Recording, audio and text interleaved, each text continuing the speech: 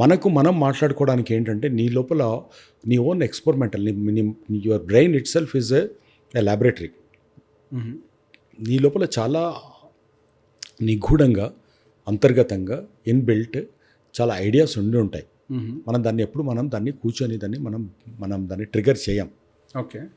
Okay so when you sit alone and you recollect and you counter check, నువ్వు మాట్లాడుకుంటున్నప్పుడు inhibition ఉండదు, మొహమాటం ఉండదు, సిగ్గుపోతుంది, ఇది మాట్లాడొచ్చా అది మాట్లాడుతున్న ఫిల్టర్స్ ఉండవు.